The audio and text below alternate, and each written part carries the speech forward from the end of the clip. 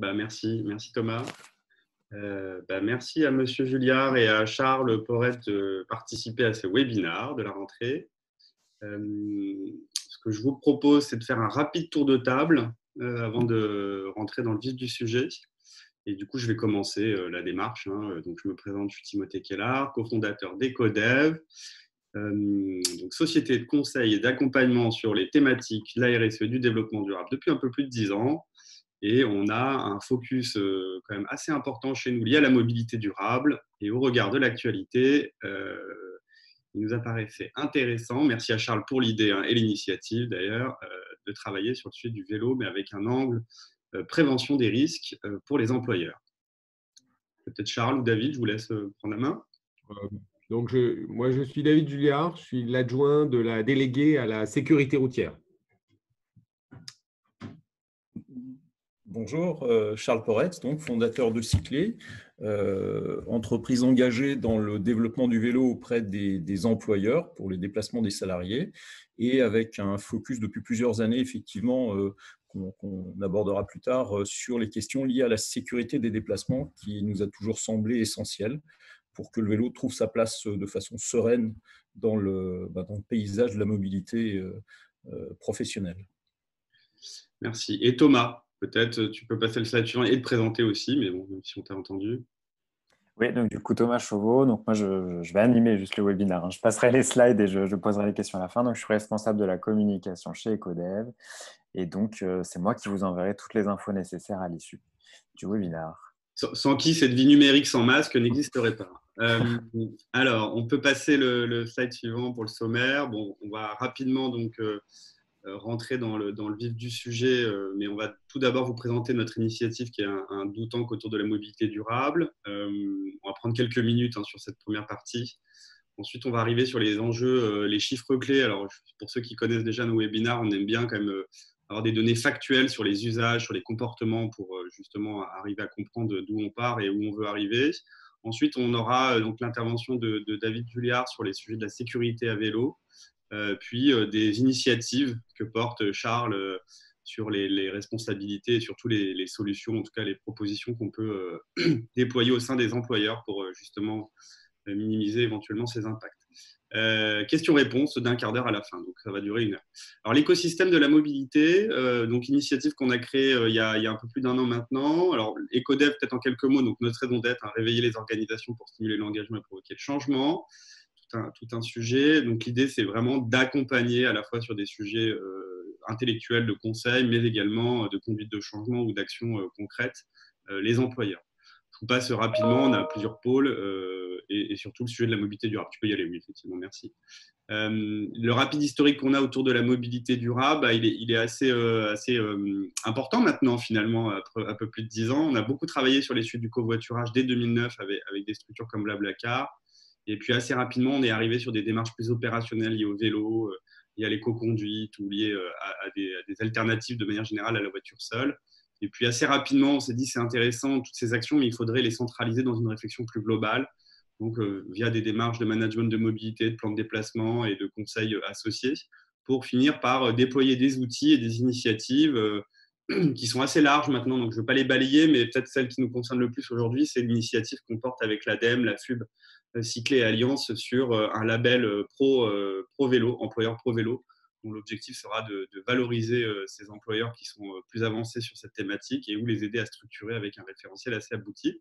Les expérimentations débutent, donc dans quelques semaines, vous aurez des communications autour de ce sujet. Et n'hésitez pas à venir vers nous si ces sujets vous intéressent. Donc voilà, beaucoup de chantiers dont les grandes thématiques sont de s'approprier le management de la mobilité. On croit beaucoup en la nécessité finalement des employeurs publics-privés de manager et d'avoir des indicateurs dédiés au flux de mobilité des collaborateurs et pas uniquement les trajets professionnels, bien évidemment, pour comprendre quels sont les enjeux à la fois sanitaires, environnementaux, sociaux, enfin assez largement d'ailleurs. Et donc, une fois qu'on a ces données, c'est essentiel pour pouvoir accompagner le changement, proposer des solutions qui sont les plus pertinentes et mettre en avant aussi les bons acteurs, finalement, ceux qui ont une démarche de sobriété, d'innovation frugale et qui répond aux enjeux actuels à la fois sociaux et environnementaux. Voilà. On peut passer les quatre thèmes. ça se décline sur des objectifs qui sont assez évidents, mais c'est offrir de la visibilité pour ceux qui sont les plus moteurs, c'est comprendre et traiter les problématiques ensemble, puisque c'est des problématiques complexes. Et on le voit bien aujourd'hui qu'on va travailler sur un sujet qui peut amener à beaucoup de controverses. Donc, on va essayer d'objectiver cette accidentologie en vélo, parce qu'il y a beaucoup de craintes aujourd'hui, des fois fondées et parfois non fondées. Donc, c'est comment avoir des retours d'expérience, des conditions de réussite, et puis mesurer des impacts autres que simplement les euros à la fin du mois ou de l'année. Les prestations sont assez larges, ou les accompagnements, c'est une espèce de hotline multiservice finalement, avec à la fois des outils de veille, des outils de formation, des newsletters, et là aujourd'hui par exemple des rendez-vous liés à la mobilité avec des experts ou des compétences nous permettant finalement d'être plus riches à la sortie qu'à l'entrée du webinaire. En tout cas, j'espère qu'on sera tous un peu plus intelligents à la sortie de cette heure. On peut passer. Et puis un certain nombre d'acteurs. Donc on a voulu, et c'est la particularité ou spécificité de cette démarche, c'est qu'on a voulu vraiment être multi-acteurs, partie prenante finalement à la fois institutionnelle, privée et start-up. Donc on a aujourd'hui un certain nombre de grands employeurs qui financent, donc c'est eux qui font que ce webinaire peut exister. Et puis des solutions également qui sont là pour nous pousser finalement des idées et pousser les employeurs à changer aussi leurs habitudes. Et aussi peut-être un point important, c'est les parties prenantes peut-être institutionnelles ou autres. Ça va d'avocats en passant par des syndicats représentants, on va dire, de fédérations diverses et variées, ou l'ADEME, ou l'IDRI, donc des gens qui vont nous donner du savoir objectivé, ou on va dire du savoir tangible pour diffuser ces sujets, ces bonnes pratiques au sein des différentes structures publiques, privées. Alors, on arrive maintenant sur le sujet du vélo et de la mobilité. Alors bon, j'ai essayé de changer pour certains qui sont assidus au webinaire de chiffres pour ne pas rentrer tout le temps dans les mêmes. Mais en tout cas, il y en avait un qui était important, c'est de remettre une photographie quand même des enjeux de déplacement.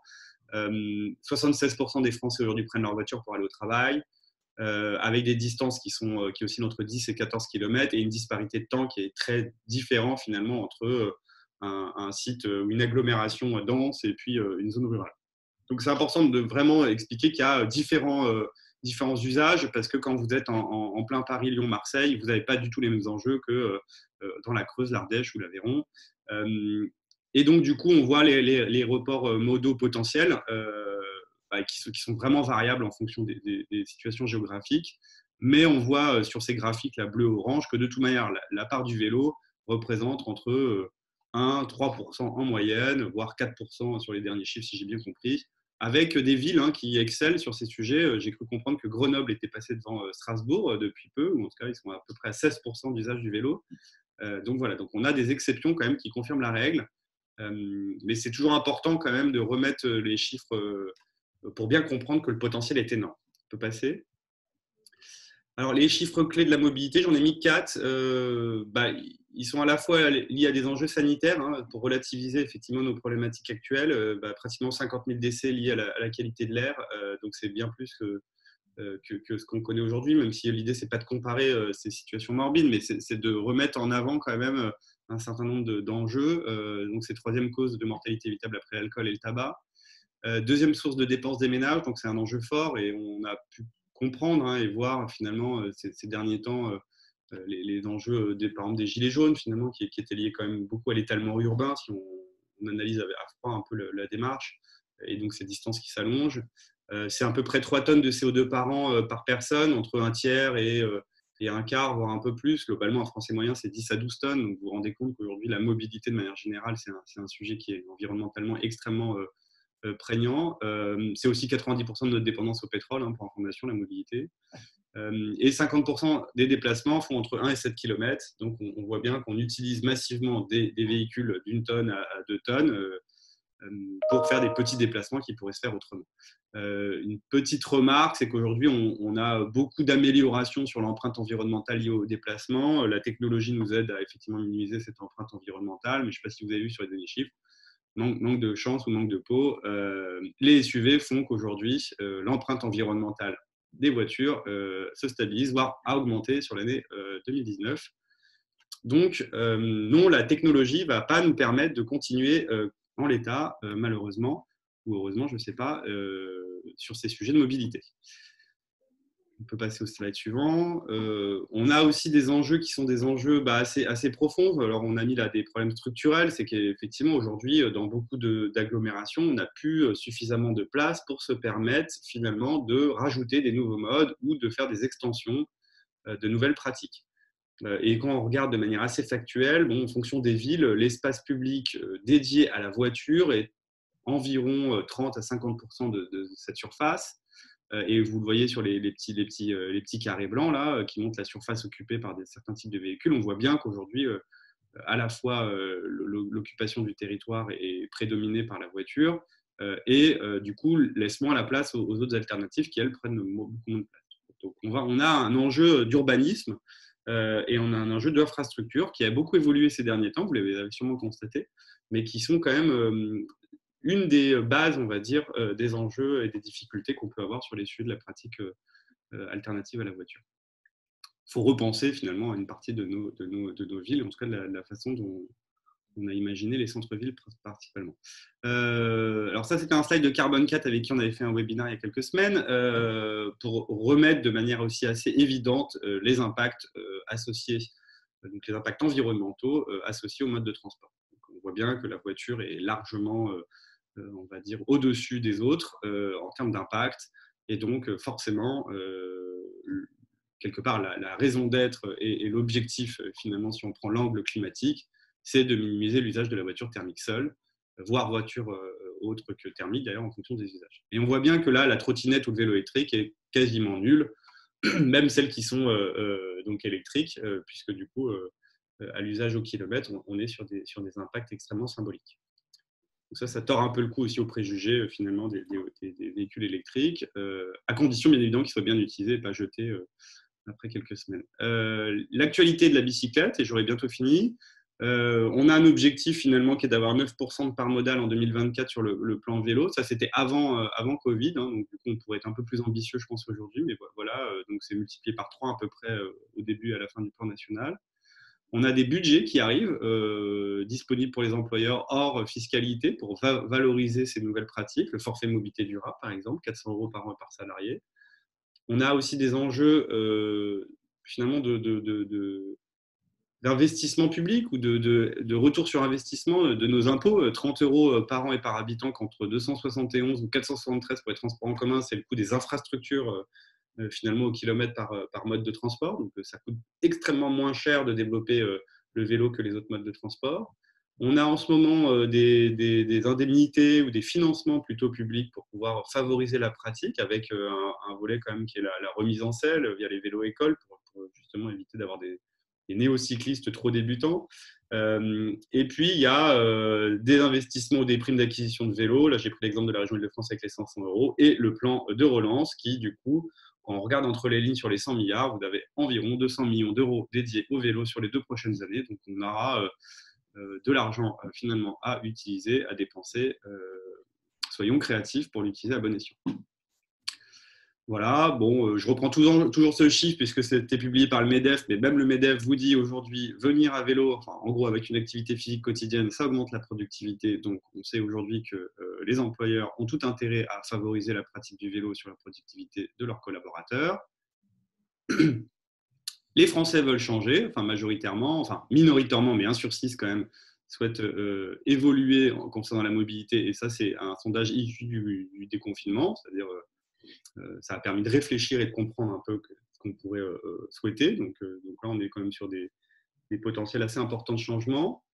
Et le dernier, j'ai récupéré les derniers chiffres à date de la pratique du vélo.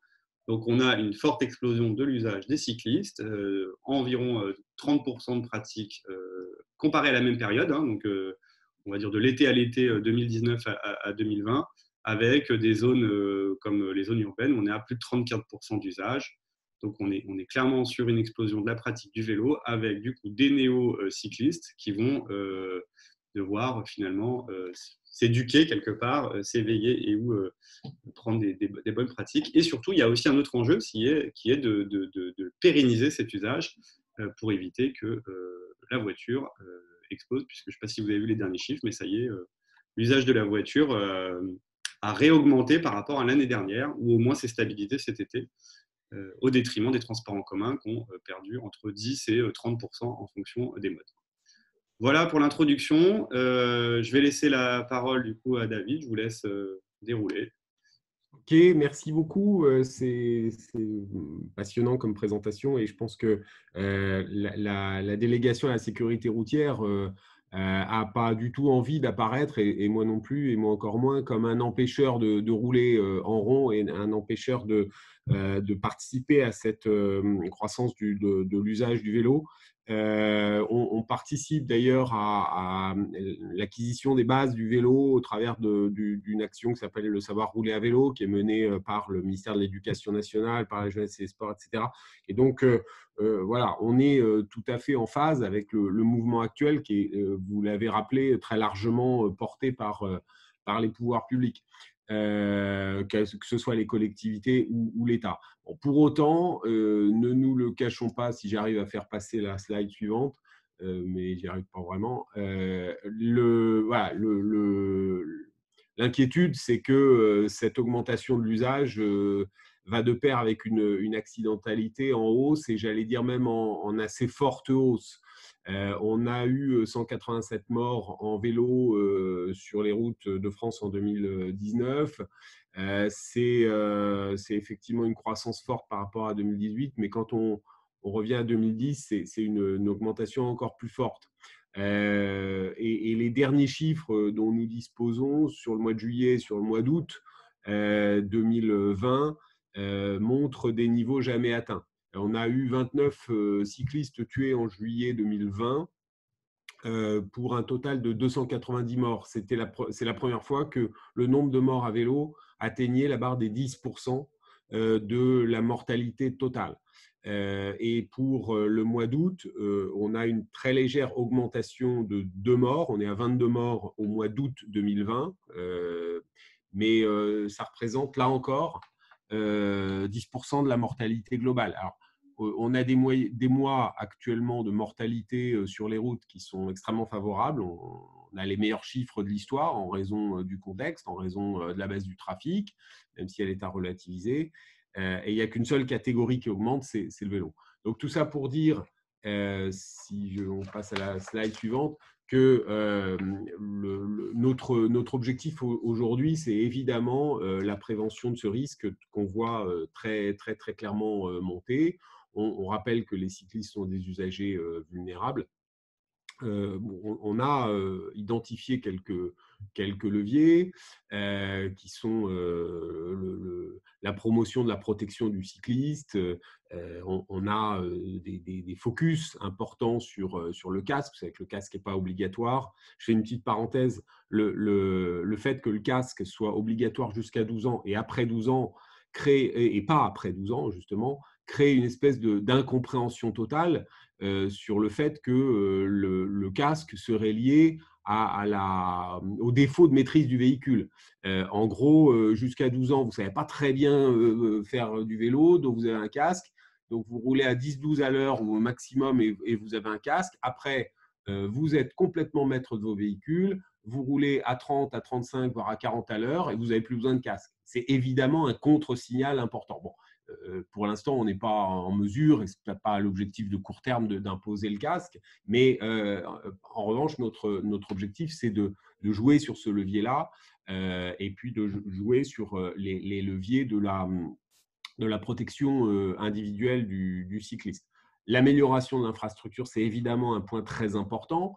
On le voit un peu partout dans nos villes, les pistes cyclables se développent, mais voilà, il y a un concept important en sécurité routière qui est l'homéostasie du risque. Alors, je l'ai cité parce que ça fait bien, comme c'est un mot un peu difficile, ça fait savant, ça fait riche. C'est quoi l'homéostasie du risque? C'est-à-dire qu'en fait, il y a une tendance assez naturelle de l'usager de la route, ou ça vaut dans d'autres secteurs, d'augmenter le risque qu'il prend à mesure qu'il a la conscience fausse parfois de sa propre sécurité.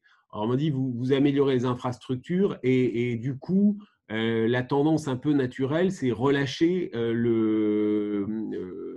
l'attention au risque et créer un phénomène de surconfiance. Bah, pour l'instant, c'est un axe qu'on n'a pas encore complètement travaillé, mais qu'on est en train de faire, enfin qu'on est en train de mettre en œuvre. Le cycliste doit être le premier acteur aussi de sa sécurité. Les marges existent, les innovations technologiques vont être un levier important, mais pour autant, et on va passer à la slide suivante, le cycliste doit être responsabilisé, doit être l'acteur de sa sécurité. Alors, quelques chiffres sur le risque cycliste. Vous les voyez, 60% des personnes tuées sont hors de leur trajet travail, c'est des trajets promenade loisirs. C'est surtout en agglomération, 84% des accidents, 49% des tués. Mais hors agglomération, la gravité des accidents est évidemment beaucoup plus élevée. Sur route départementale, on roule à 80, parfois même à 90, parfois même au-delà des vitesses limites. Moi, j'attends toujours des associations de cyclistes qu'elles nous soutiennent un petit peu sur le 80 parce qu'elles sont assez concernées. On en parle avec la FUB assez régulièrement. L'âge, c'est souvent des personnes de plus de 55 ans. Vous savez que la population vieillit, donc c'est un enjeu fort. C'est entre 15 et 24 ans qu'on a le plus de blessés. On est un petit peu plus résistant aux chocs frontaux, mais enfin, c'est quand même un point de préoccupation. Et puis, comme sur tous les autres domaines de l'accidentalité, 77% des tués et des blessés sont des hommes. Messieurs, je suis désolé de vous dire, mais l'un des facteurs principaux de l'accidentalité routière dans tous les domaines, c'est la testostérone. Voilà, il faut le savoir. Bon, la saisonnalité est en train un peu de se lisser. On voit des chiffres à peu près comparables d'un mois à l'autre. On n'a plus ce pic de l'été. Malheureusement, tous les mois commencent à devenir des mois de préoccupation sur l'accidentalité cycliste. Passer à la suivante.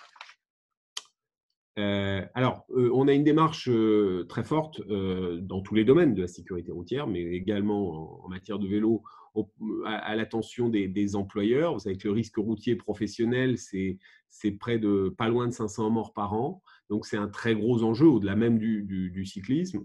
Et donc, on est très actif sur les employeurs. Alors, on va passer à la slide suivante. On a développé des kits de communication pour les employeurs. Voilà, tout ça est téléchargeable. Et puis, on a une initiative auquel on est très attaché, c'est les 7 engagements pour une route plus sûre qu'on propose très librement. Ce n'est pas une démarche, il n'y a pas de contrôle qualité, on ne fait pas des audits, etc. C'est juste une espèce de démarche volontaire des employeurs à nos côtés pour afficher ces engagements et en faire une espèce de mot d'ordre que les collaborateurs et les employeurs s'attachent à respecter spontanément. Dans ces engagements, vous voyez qu'on en a mis un spécifique sur les 2 roues, alors un 2 roues motorisé ou pas, mais il y a un encouragement à s'équiper, à porter des équipements de protection individuelle, le casque, le gilet rétro-réfléchissant, voilà, et les gants pour les motards. Cette démarche pour une route plus sûre, cette démarche des 7 engagements a commencé petit. On en est à 1500 employeurs et plus de 3 millions de salariés. Donc, je ne sais pas, dans vos entreprises, n'hésitez pas à venir sur le site Route Plus Sûre et puis à signer vous-même. Encore une fois, il n'y a pas un engagement, on ne fait pas intervenir la gendarmerie pour savoir si vous avez respecté les engagements, mais c'est quelque chose de spontané et de collaboratif auquel on est très attaché. Vous voyez qu'il y a quand même quelques grands groupes qui sont à nos côtés. Et puis, l'autre levier, c'est évidemment les campagnes de prévention. Alors là, vous avez en priorité, en exclusivité mondiale, la future campagne qui va être déployée à partir du 30 septembre, voilà, avec des culs de bus, de l'affichage urbain un peu partout. Voilà, les angles morts, ils portent bien leur nom. On sait que les angles morts, c'est vraiment un sujet très, très, très sérieux.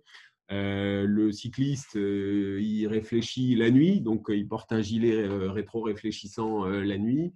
Les changements de direction, c'est là aussi une difficulté particulière, le casque, voilà.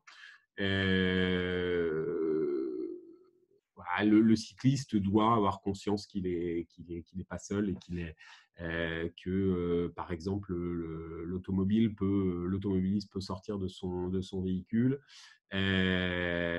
Les distances de dépassement. Alors, vous voyez que c'est une campagne qui s'adresse à la fois aux cyclistes eux-mêmes, mais à tous les autres usagers de la route. On a bien conscience que, enfin, on ne veut pas rentrer dans le débat si le cycliste est coupable ou victime. Il est souvent victime, mais nous, le message qu'on porte, c'est un message de vivre ensemble, de partage apaisé, paisible de l'espace urbain.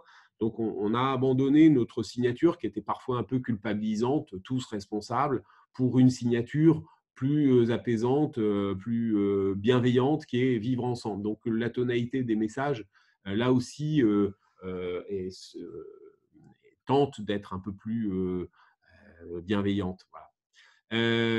Dans la presse quotidienne, il faut que j'arrête, mais j'ai encore 2 slides. Dans la presse quotidienne, là aussi, on va déployer des messages de prévention à partir de quoi? À partir de fin septembre. Et puis, on a aussi une campagne. Alors, c'est le Tour de France en ce moment. Il est au mois de septembre.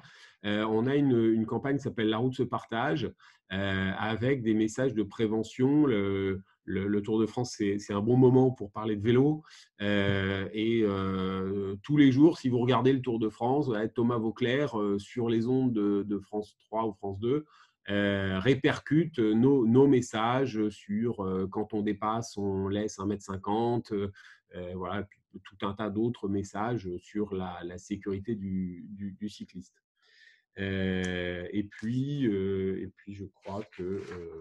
alors oui, si, dernier point, notre semaine, si on peut passer à la slide suivante, notre semaine de la sécurité routière au travail, ça se passera entre le 16 et le 20 novembre dans les entreprises. On apporte des kits de communication, puis nous aussi, on va faire un webinar, une conférence en ligne le 16 novembre avec Cynthia Fleury sur le thème du vivre ensemble dans l'espace public de la route. Vous voyez qu'on prend la chose très au sérieux et que c'est un des axes majeurs de la politique de la délégation à la sécurité routière. Voilà. Merci et à votre disposition pour les questions. Merci. Merci pour l'exclusivité de la campagne que je trouve très réussie. En tout cas, quand je l'ai vue, ça m'a bien fait sourire. Merci. Et donc voilà, le message est très clair. Et comme on peut être à la fois cycliste et conducteur, je pense que du coup, ça fait écho et ça résonne pour les deux. Charles, je te laisse enchaîner en essayant de… Merci. On va laisser quand même un bon temps des questions-réponses parce que j'en vois passer. Donc, voilà. Bien sûr, oui, tout à fait. C'est un peu le cœur du sujet. Enfin, je vais dérouler. Merci beaucoup pour cette présentation sur la sécurité routière, effectivement, qui met en lumière à la fois les risques, la perception des risques qu'on a, mais comme l'avait souligné au tout début Timothée, à mettre en regard aussi avec la progression très forte de la pratique du vélo. Et si je peux me permettre une petite nuance dans les chiffres qui sont en filigrane, c'est que il faut avoir en tête que les 2/3 des accidents sont effectivement en pratique sportive. C'est bien souvent des hommes où on retrouve effectivement le 77% d'hommes, porteurs de casque bien souvent parce que ce sont des cyclotouristes. Donc il s'agit de nuancer. Je ne tiens pas à remettre en cause et loin de là, au contraire, je pense que tous ces messages sont très importants, mais il faut avoir en tête qu'une grande part des accidents graves se déroulent hors agglo en pratique sportive. Voilà, c'était juste un petit éclairage. Je me présente rapidement. Donc, Cyclé, nous sommes une entreprise, comme je l'ai dit tout à l'heure, spécialiste de solutions vélo qu'on déploie au sein des entreprises et des collectivités depuis 2013. On a aujourd'hui très rapidement 4 axes d'activité. Un axe sur la mise en place de solutions d'équipement des salariés au travers d'un dispositif qu'on a appelé Bicyclé, qui est de la vente de vélos au sein d'entreprises avec lesquelles on passe une convention pour apporter des services en parallèle. Cyclé Academy, sur lequel je vais revenir un peu plus précisément ici, qui est à la fois une démarche autour de la sécurité à vélo au travers d'ateliers et d'une plateforme de e-learning, et des activités autour de l'équipement des entreprises en matière de parc de vélos ou de vélos de fonction lorsque les entreprises décident de mettre à disposition de leurs salariés des solutions vélo. Voilà, bon, ça c'était pour la page de pub rapidement. Le focus que je souhaitais apporter sur la solution qu'on a développée, effectivement, Cyclé Academy, qui répond à notre, qui est un des outils, à notre sens, qui permet de répondre à l'enjeu de la prévention des risques. Alors peut-être reprendre effectivement quelques chiffres. On a été abreuvé de chiffres, mais plus avec un focus pour des enjeux RH et RSE des entreprises. Les études montrent que le trajet domicile-travail est majoritairement perçu comme désagréable, en tout cas 49%, et que c'est un enjeu aussi très important pour la rétention des salariés par les entreprises. Donc, on a un taux de rétention à 5 ans pour les employés qui habitent à plus de 40 minutes de transport. Donc, on se rend compte que le trajet et le trajet domicile-travail est un enjeu à la fois de bien-être, on le sait tous, et aussi de RSE, puisqu'on a là 30% des émissions carbone qui concernent les déplacements domicile-travail. Donc, on voit bien qu'il y a un levier pour les entreprises sur lequel agir pour à la fois atteindre leurs objectifs RSE et puis améliorer le bien-être de leurs salariés. Et effectivement, voilà. Bon, il y a un contexte réglementaire, je ne vais pas trop m'étendre dessus, il y a eu plusieurs webinaires, et puis Timothée tout à l'heure l'a rappelé, autour de la LOM, en particulier du dispositif du forfait de mobilité durable qui permet aux entreprises maintenant d'indemniser à hauteur de 400 € hors fiscalité leurs collaborateurs qui utilisent le vélo et le covoiturage et d'autres modes pour venir au travail. Donc c'est un signal fort de la part des pouvoirs publics d'incitation à la pratique, en tout cas à l'équipement des personnes, des salariés, pour que le vélo trouve sa place enfin, dans en particulier les trajets domicile-travail. Voilà. Donc, c'est vrai que l'accélération due au Covid-19 apporte a fait sauter un certain nombre de verrous, et que le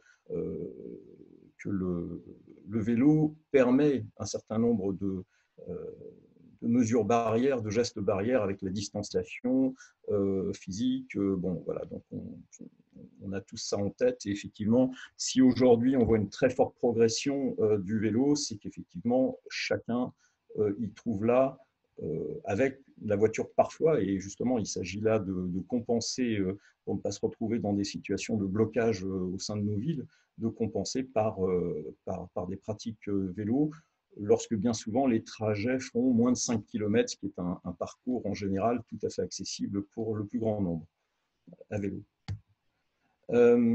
Donc la perception néanmoins, et tout à l'heure les chiffres l'ont bien montré, et cette perception est légitime, la perception du vélo en entreprise est bien souvent est perçue comme dangereux.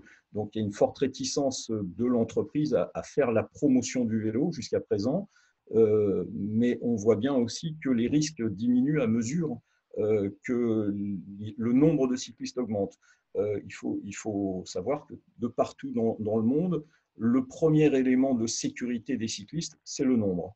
Plus il y a de cyclistes, plus la sécurité des cyclistes est renforcée, à la fois par une régulation un petit peu naturelle du trafic, et puis par le fait que les infrastructures se développent comme on le voit, et qu'un des éléments de la sécurité des déplacements, c'est bien sûr l'infrastructure, puisque le problème principal de l'accidentologie vient du différentiel de vitesse, et que, pour revenir sur la statistique que j'évoquais tout à l'heure, lorsqu'on parle de dangerosité dans pratique sportive, c'est qu'on est sur des routes départementales où les véhicules roulent à plus de 50-70 km/h, alors que le vélo va rouler à 30-40. Et ce différentiel de vitesse provoque, et qu'il n'y a pas d'aménagement la plupart du temps, donc provoque un véritable risque. Dans les villes, on voit bien qu'avec les coronapistes qui ont fleuri, la dangerosité, et en tout cas la perception du danger, a tendance à s'abaisser et on voit de plus en plus de nouveaux cyclistes emprunter ces pistes qu'auparavant ils n'auraient probablement pas, ce sont des axes qu'ils n'auraient probablement pas pris parce que la proximité des véhicules motorisés et le différentiel de vitesse provoque ce sentiment d'insécurité plus que le sentiment d'une véritable insécurité. Donc voilà, si on peut passer au slide suivant, merci. Et par ailleurs, dans l'entreprise, il y a aujourd'hui une perception un petit peu schizophrénique. On est soumis dans l'entreprise souvent à des injonctions contradictoires. D'un côté, effectivement, des engagements forts de toutes les entreprises dans leur politique RSE à améliorer le bien-être de l'entreprise, à mettre en place des plans de mobilité pour des sites de plus de 50 salariés, donc, ce qui concerne énormément d'entreprises aujourd'hui. Et en face de ça, il y a des obligations fortes de l'entreprise d'assurer la sécurité, en particulier dans les déplacements, de maîtriser les coûts et de faire de la prévention des risques au sens large et en particulier dans les déplacements. Et face à ça, finalement, il y a deux attitudes qu'on a identifiées finalement. C'est ne rien faire, c'est pas mon problème. Enfin, c'est mon problème, mais en même temps, je n'y peux pas grand-chose, hein, puisque on sait tous que le trajet, en particulier domicile-travail, est c'est à la liberté de chacun, mais que ce trajet reste sous la responsabilité et le risque de l'entreprise. Et donc, il y a à la fois un sentiment de je n'y peux rien, mais en même temps, petit à petit, la perception et on réalise qu'on doit agir, mais que peu de solutions s'offrent aujourd'hui. Effectivement, la prévention, on a des solutions par les pouvoirs publics qui apportent des solutions, et puis par différents acteurs qui petit à petit se structurent pour répondre à cette obligation de moyens, effectivement. Si on peut passer au slide suivant. Merci. Aux obligations de moyens. Alors, une des questions, et ça, bon, je m'excuse de la forme, mais vous aurez le support, je pense que c'est un élément important pour rappeler qu'effectivement, le vélo et le risque est couvert dans les différents cas de figure sans avoir de recours à des assurances complémentaires. Bien souvent, il y a une nébuleuse et une incompréhension sur les risques. Et ce qu'il faut retenir de tout cela, c'est que la question du risque est couverte en fonction de la subordination de l'employé au moment d'un éventuel sinistre. Et également à la nature du sinistre, s'il s'agit d'un tiers ou si le collaborateur, enfin la personne est elle-même victime d'un sinistre. Il faut retenir aussi que en cas de sinistre dont on est victime en tant que cycliste, et vous l'avez rappelé tout à l'heure, le cycliste est considéré comme un usager vulnérable et à ce titre est couvert par la loi Badinter qui a instauré un droit à indemnisation. Donc, dans tous les cas, le cycliste va être couvert dans les risques, soit vis-à-vis des tiers par les responsabilités civiles embarquées dans les multirisques habitations ou les responsabilités civiles d'entreprise, soit par la loi Badinter, vraiment dans les cas les plus limites. Si on peut passer le slide suivant, mais celui-ci, je vais peut-être vous laisser le soin de le regarder plus tranquillement, puisque je voudrais passer aux questions-réponses. Nous, on estime qu'aujourd'hui, en entreprise, il y a effectivement une obligation de moyens de la part de l'entreprise à mettre en œuvre, comme dans beaucoup de domaines, et qu'elle doit s'appuyer finalement sur deux leviers, informer et former. À minima, informer, c'est effectivement rappeler les règles, remettre en place régulièrement des informations liées au déplacement à vélo et à la sécurité, plus largement problème de sécurité des trajets. et de vraiment intégrer la question de la prévention des risques vélo dans un plan de prévention risque de trajet global. Jusqu'à présent, ça ne l'était pas vraiment parce qu'encore une fois, le vélo était un sujet qui n'était pas… qui était compliqué à gérer, mais on voit qu'aujourd'hui, ça devient une vraie préoccupation et que ça s'intègre petit à petit aux questions de prévention des risques trajets. Si on peut passer donc rapidement, effectivement, l'intérêt d'avoir cette démarche-là, c'est à la fois pour l'employeur d'apporter, de remplir ses obligations de moyens, d'être conforme à ses engagements RSE et en faisant la promotion du vélo, enfin promotion ou en tout cas en sécurisant les trajets de ceux qui utilisent le vélo, que ce soit un Vélib ou son propre vélo personnel, il réduit son risque. En tout cas, il fait tout pour le réduire. On sait tous que le risque zéro n'existe pas, mais il met en place les moyens pour le réduire. Et pour les collaborateurs, on sait tous que, certes, le vélo, ça ne s'oublie pas, mais que ce n'est pas mauvais de se rappeler régulièrement les règles de comportement et du code de la route, et de rappeler les principaux risques auxquels on est confronté à vélo. Nous, on rappelle effectivement 3 risques principaux et on a à cœur qu'à la fin des actions qu'on mène, les personnes qu'on a eues se rappellent qu'il y a 3 grands risques qui sont l'angle mort, que vous avez souligné, qui est le premier risque d'accident grave en ville, l'ouverture de portières et le cisaillement de trajectoire. Bon, je ne rentre pas dans le détail, mais on pense qu'il est important de faire un focus sur ces 3 problèmes qu'on retrouve d'ailleurs dans la campagne que vous avez eu la gentillesse de partager avec nous. Effectivement, et l'angle mort est un sujet gravissime en ville et sur lequel il faut alerter et former les gens pour essayer d'abaisser le risque. Voilà, plus rapidement, donc on a développé, comme je disais tout à l'heure, informer et former. Pour nous former, ça passe par soit des ateliers en présentiel qui bien souvent sont frustrants parce qu'on ne sait pas trop ce que va retenir, qui on va avoir et le message qu'on va réussir à passer.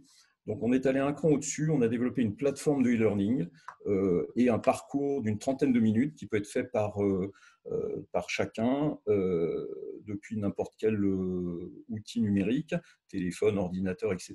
L'idée étant qu'au terme de ces 30 minutes, on est autour de 3 grands sujets. La sécurité, c'est avant de prendre son vélo. Le rappel des règles de conduite et de déplacement et du code de la route, et puis ce que je viens de rappeler, les 3 grands dangers lors des trajets à vélo. Donc voilà, donc Cycler Academy, c'est un parcours qu'on propose aux entreprises de mettre à disposition de leurs salariés, et on pense que ça permet de remplir une partie de cet enjeu sécurité. Voilà, bon, c'est en résumé ce que je viens de dire, et je pense que je vais laisser la place aux questions-réponses. Merci. Génial. En plus, il est 45, donc on respecte parfaitement le timing. Je ne sais pas si Thomas, tu veux animer les questions. Peut-être qu'en attendant que tu te rendes visible. Non, mais il y en a une effectivement qui était liée au kit de sécurité routière, mais je vois que David Huller a déjà répondu, donc on vous enverra de toute manière dans le compte-rendu les liens avec les adresses de chacun pour que vous puissiez récupérer ces kits de sécurité routière pour animer les journées en novembre. Je te laisse les poser. Merci. Oui, alors je vais peut-être les prendre dans l'ordre.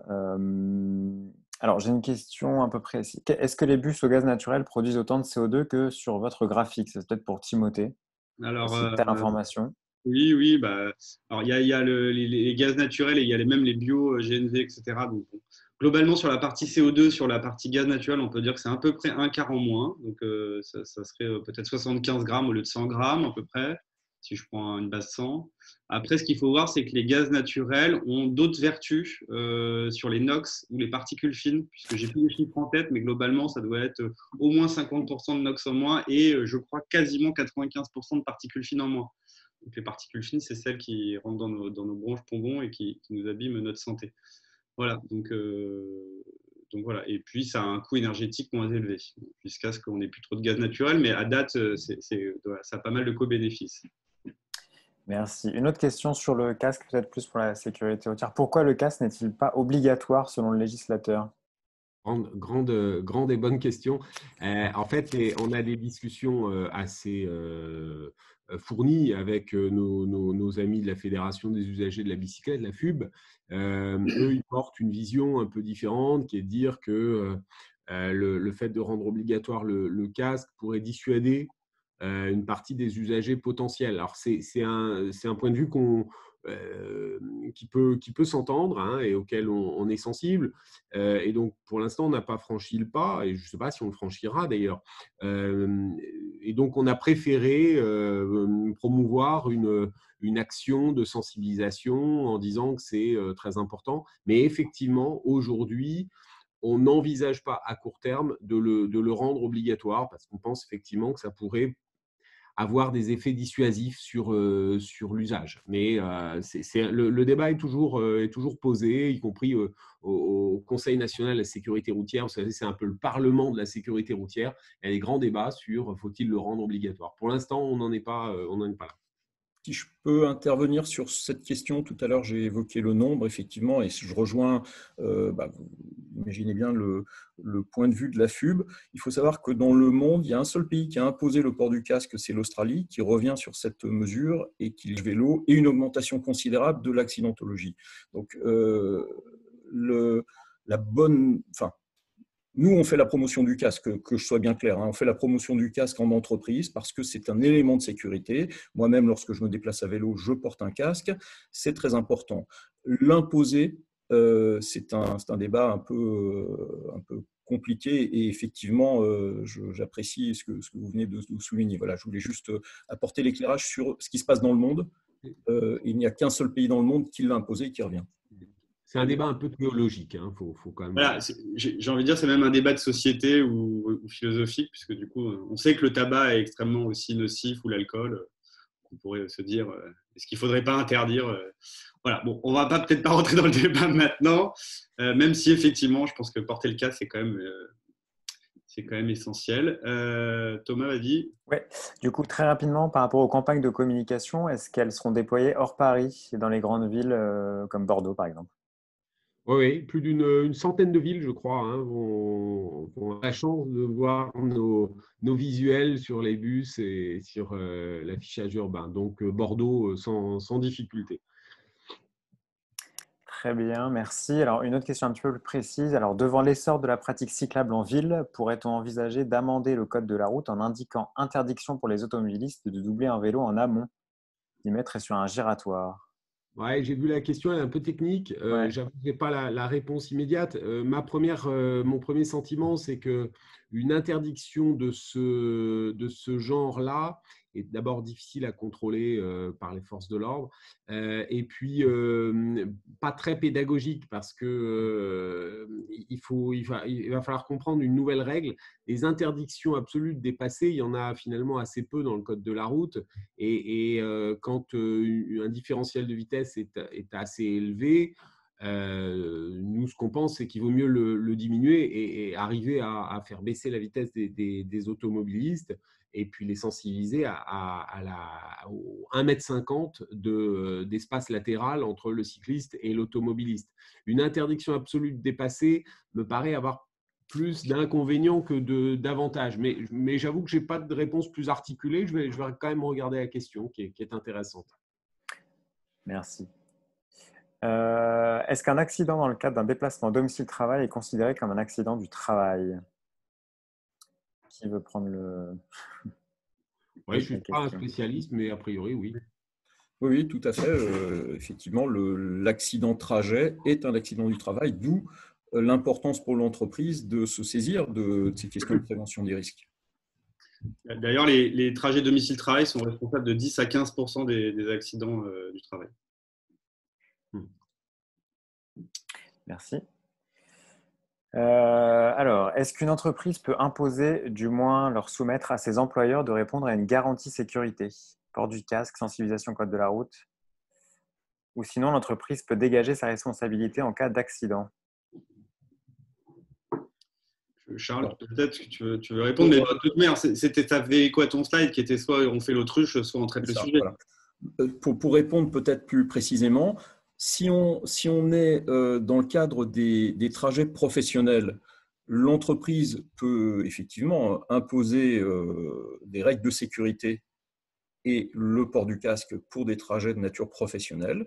En revanche, dans les trajets domicile-travail qui sont librement choisis par la personne, même si elle est sous la responsabilité, comme on vient de le dire, en tout cas sous le risque de l'entreprise, là, l'entreprise ne peut pas obliger son salarié à porter un casque. Elle peut lui recommander fortement, faire des dotations comme certaines entreprises le font. On a plusieurs cas d'entreprises comme L'Oréal qui font des dotations de kits sécurité. Et je trouve que c'est une démarche très vertueuse. Ça incite vivement le salarié à s'équiper. Parfois, c'est par juste défaut d'équipement qu'on ne va pas porter le casque, même si ça semble dérisoire. Mais le fait que l'entreprise s'engage dans cette direction, ça permet de donner un signal fort sans le rendre obligatoire. Donc, il y avait une autre question qui demandait si l'employeur peut-il rendre le casque obligatoire pour les trajets professionnels. Donc, on vient d'y répondre. Alors, je vais prendre… Voilà. Comment organiser une journée sécurité routière dédiée au vélo? Quel contact? Alors, je vais répondre, mais pour organiser, là, vous avez des interlocuteurs privilégiés et on mettra les coordonnées dans le compte-rendu. Après, vous avez un certain nombre d'associations aussi, d'entreprises qui peuvent travailler sur ces sujets. Nous, on a pas mal de travailler sur les sujets d'éco-conduite. Souvent, les prestataires, les partenaires, les experts font aussi le volet sécurité routière. Donc, on vous enverra des liens sur le sujet. Merci. Est-ce qu'une entreprise ou une organisation publique a l'obligation d'indemniser le salarié qui utilise régulièrement le déplacement vélo? Est-ce qu'il y a une obligation? C'était ça la question, pardon? Ouais, est-ce qu'une entreprise ou une organisation publique a l'obligation d'indemniser le salarié qui utilise régulièrement son vélo? Obligation non, mais il commence à avoir des contraintes qui arrivent doucement. Enfin, je ne suis pas législateur et je n'ai pas forcément les textes de loi qui vont arriver, mais globalement, aujourd'hui, c'est le forfait mobilité durable qui permet de subventionner l'usage du vélo, entre autres, mais aussi comme le covoiturage ou l'autopartage, etc., à hauteur de 400 € défiscalisés. Donc, voilà. Après, si vous regardez entre les lignes, il est censé avoir un bilan après 18 mois du déploiement de ce forfait mobilité durable qui est assez timide encore en usage aujourd'hui, pour éventuellement mettre une ordonnance qui l'imposerait. Donc, on sait que d'ici un an, on aura probablement des évolutions de cette réglementation. En tout cas, c'est ce qui a été énoncé. Et si on prend la Convention citoyenne pour le climat, vous avez des recommandations faites par les 150 sur l'obligation de mettre en place ces plans de mobilité et aussi les forfaits mobilité durable, avec éventuellement une réévaluation des montants. Notre président Emmanuel Macron a validé quasiment toutes ces recommandations, sauf quelques-unes, on ne va pas rentrer dans le débat, mais donc du coup, celle-ci fait partie de celles qui ont été validées. Donc, il y aurait normalement, en 2021, voire 2022, un bouquet de loi qui intégrerait cette obligation. Voilà. Ça, c'est les interprétations de nos amis avocats qui nous accompagnent. Je ne sais pas si vous voulez compléter, mais donc, vaut mieux l'anticiper maintenant et le traiter maintenant, ce sujet, que de se retrouver dans quelques mois contraint et forcé sans trop l'avoir réfléchi. Merci. Une question. Donc, beaucoup de voies de vélo sur Bordeaux. Bon, ce sont les mêmes que les voies de bus. Pareil, à Paris, il y en a pas mal. Pourtant, il y a des risques avec le bus. Faut-il séparer les deux voies selon vous ou non? Idéalement, oui, il faudrait séparer. Après, si on prend l'espace contraint dans les agglomérations, je ne sais pas comment faire. Donc, moi, en tant que cycliste, effectivement, j'aimerais avoir ma voie dédiée tout le temps. Après, les bus ne sont pas… il y a un danger qui est lié à l'usage et à la pratique des uns et des autres. Si on évite de les doubler dans l'angle mort et qu'on regarde leurs clignotants qui sont mis souvent, voire plus que les voitures, la cohabitation se passe quand même bien. Par rapport à ça a beaucoup évolué. Ouais, je ne sais pas quelle est la part d'accidentologie du bus avec le vélo, mais… Alors, juste une petite parenthèse sur l'angle mort. On va rendre obligatoire un flyer. Vous savez que les Allemands ont beaucoup poussé pour que l'ensemble des transports de marchandises et de personnes soient dotés d'équipements, de caméras arrière, etc., pour couvrir les angles morts. Nous, on n'était pas complètement favorable parce que il faut renouveler tout le parc de transport de véhicules, de transport de marchandises et de personnes. Mais on va imposer d'ici quelques mois un visuel sur l'ensemble de ces véhicules, transports publics, bus, etc., pour mieux rendre visible l'effet de l'angle mort pour les deux roues et notamment les vélos. Merci. Alors, il y a une certaine acculturation concernant les nouveaux partages de la mobilité au sein des villes. Je pense au franchissement vélo-route, les partages de ronds-points, les partages vélo-piétons, les trottoirs roulants, etc. Est-ce qu'il y a des modifications du code de la route qui sont prévues ou bien même actées mais peu connues? Non, il n'y a pas de. Enfin, la principale modification du code de la route de ce point de vue-là, ça a été le décret de 2019, mais alors c'est plus sur. Enfin, c'était le décret qui a donné une existence légale aux trottinettes. Donc, sur le vélo, il n'y a pas, à ma connaissance, dans le tuyau de modification du code de la route dans l'immédiat.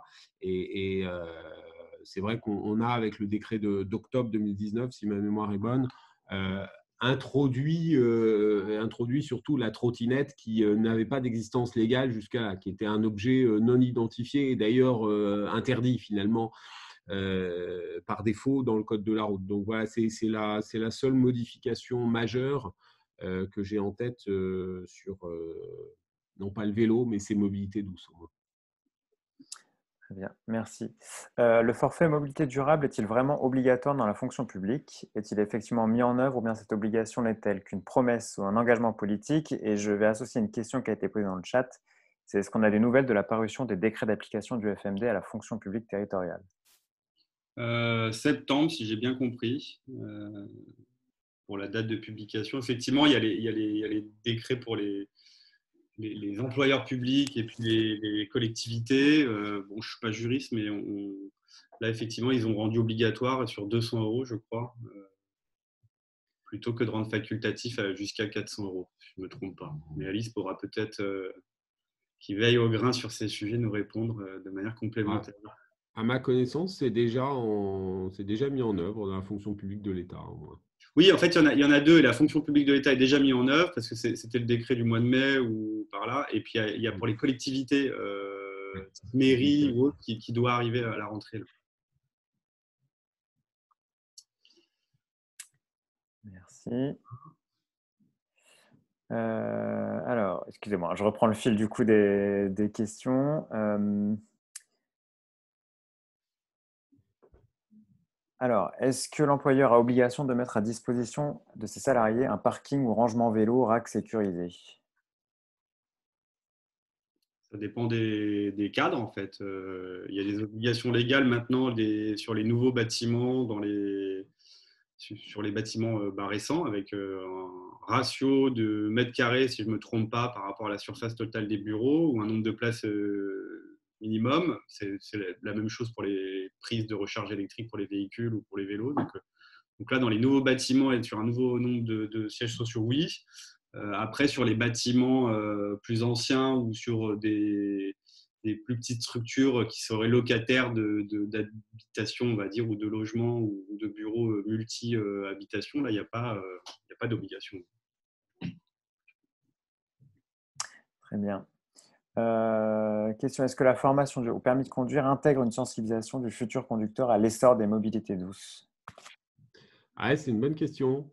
Pour l'instant, pas assez, en tout cas. Alors, c'est vrai que vous savez qu'on est en train de refaire les questions de l'épreuve théorique. Alors, l'épreuve théorique générale, vous savez, le code, ce qu'on appelle le code, et on essaye d'intégrer plus ces questions dans le code.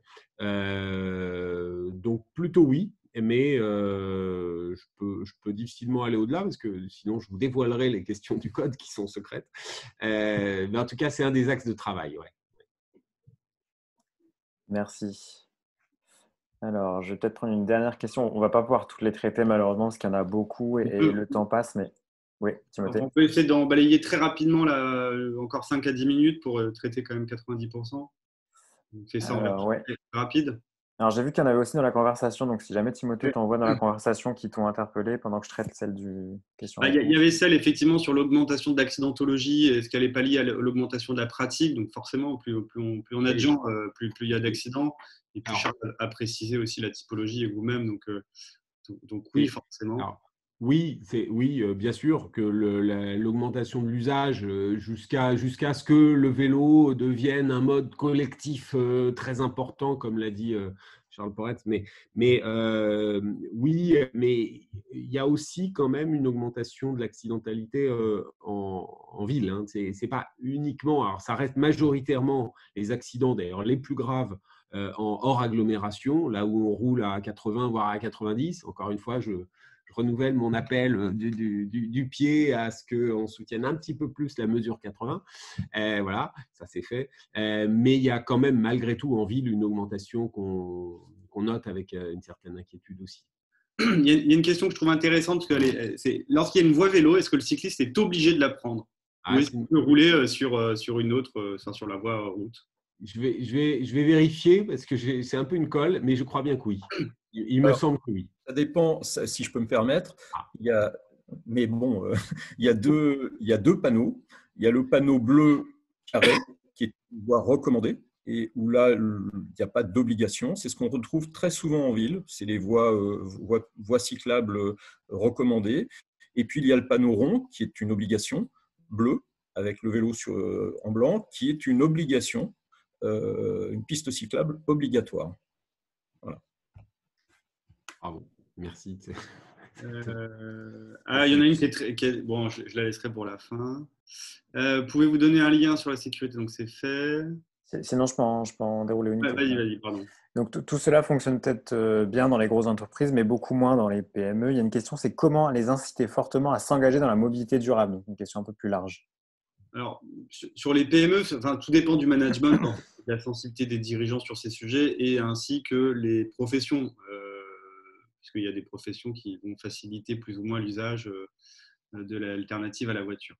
Donc moi, je suis pas je suis pas tout à fait d'accord sur la différence entre PME et grands groupes. Nous, on accompagne aussi bien des grands groupes que des PME, et moi, je vois pas forcément de différence. Après, les grands groupes ont la force d'une communication que les PME n'ont pas. Donc souvent, on s'imagine que dans les grands groupes, parce qu'il y a une communication extrêmement, on va dire, large sur ces sujets et complète, les usages sont beaucoup plus importants, ce qui n'est pas forcément le cas. Donc, sur les statistiques qu'on a pu faire et l'observatoire qu'on a mis en place en déconfinement là, au mois de mai sur la pratique du vélo, il n'y avait pas de chiffres qui sont dans les grandes entreprises, les gens font beaucoup de vélo, et dans les PME, ils n'en font pas beaucoup.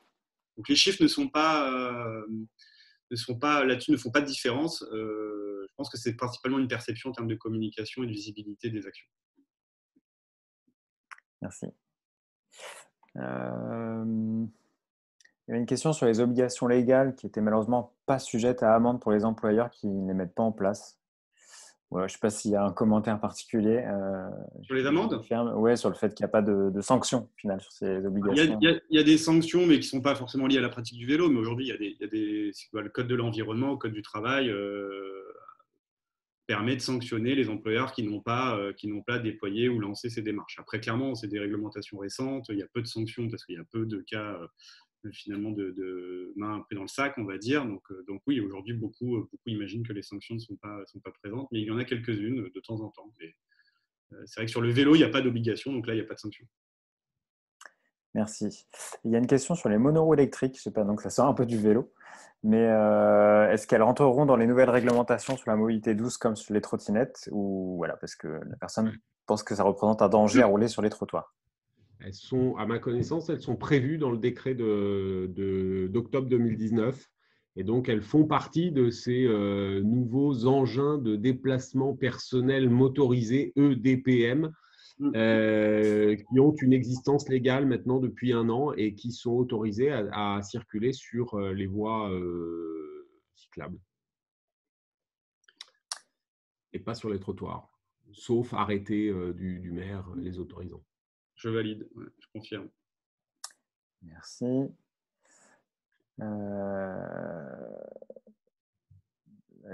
Pourriez-vous donner la source du rapport sur l'application du FMD qui est attendu dans les prochains mois? Les J-France. Il y a le programme des diffusions des décrets sur les J-France. On pourra envoyer le lien aussi. Très bien. Devant l'essor du trafic cyclable, est-il prévu une refonte, adaptation de la synchronisation des feux, code de la route, feux rouges glissés, priorité transport doux et piétons, alternance de roues, etc.? Alors, à ma connaissance, il y a des expérimentations, notamment, enfin, il y a un usager de la voie publique qu'il faut quand même pas oublier, ça s'appelle le piéton. Et donc, tout ce qui est traversée de route, l'objectif, c'est quand même de protéger l'usager le plus vulnérable, qui est quand même le piéton, qui reste un mode autorisé, doux, actif, etc. Et donc, il y a un certain nombre d'expérimentations sur les temporisations, notamment en Alsace, et qui font l'objet ensuite d'une évaluation. Et je pense que, par exemple, l'évaluation qui est menée en Alsace, l'expérimentation menée en Alsace sur la temporisation des passages piétons est plutôt positive. Il n'est pas impossible qu'elle vienne à être généralisée dans le code de la route. Mais l'objectif sur ce type d'expérimentation, c'est plutôt le piéton que le cycliste. On va arriver au bout là. Je ne sais pas s'il en reste quelques-unes. J'avais peut-être une petite dernière. Donc, signaler les angles morts, c'est bien. Les éradiquer, ce serait mieux. Pourquoi ne décide-t-on pas d'éradiquer les angles morts sur les camions, bus, alors qu'on sait que beaucoup d'accidents mortels y sont liés? C'est possible vu... Mais les caméras sont partout sauf là. Voilà. Est-ce qu'il n'y a pas un système qui peut permettre… J'ai déjà un peu répondu. C'est la vision allemande d'obliger tous les véhicules à angle mort potentiel à disposer de caméras. Le fait qu'ils aient une industrie automobile n'est peut-être pas complètement étranger à cette position qui est tout à fait bonne, mais on y viendra, mais il faut un peu de temps quand même. Et donc, l'alternative qui est proposée, qui va être mise en œuvre, c'est celle d'avoir des stickers.